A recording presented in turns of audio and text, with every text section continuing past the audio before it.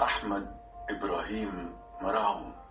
مسيرة من الثقافة بين مصر والنمسا.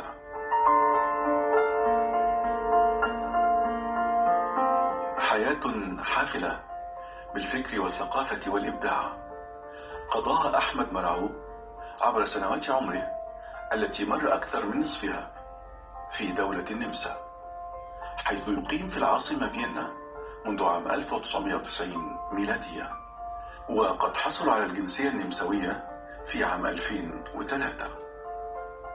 حرصه على مصريته وعروبته جعله يهتم بأن يكون عضوا في مؤسسات مدنية مهتمة بالثقافة في النمسا، منها اتحاد النمساويين العرب بفيينا، والاتحاد العام للمصريين بفيينا، البيت العربي النمساوي للثقافة والفنون بفيينا، وملتقى التواصل العربي النمساوي.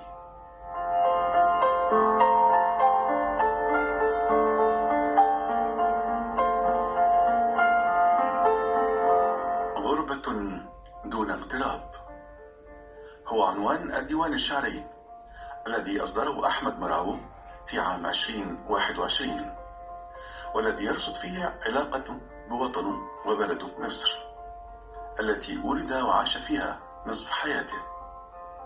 فهو من مواليد قرية البساتين مركز أكا محافظة الدقهلية عام 1964.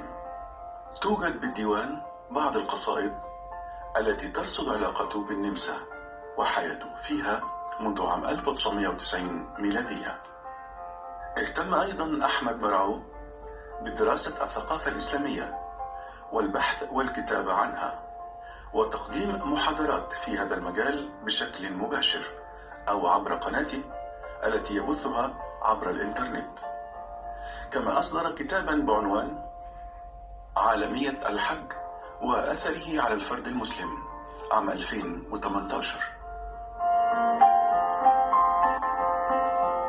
كتب مرعو العديد من المقالات في الصحف والمجلات المختلفة، منها الأهرام الدولي والأهرام العربي والجمهورية والوفد والفجر وصوت الأزهر، وكذلك جرائد ومجلات تصدر بمختلف أنحاء الوطن العربي مثل سوريا والأردن والسعودية وفلسطين، وصحف عربية تصدر بالولايات المتحدة الأمريكية وبريطانيا وألمانيا.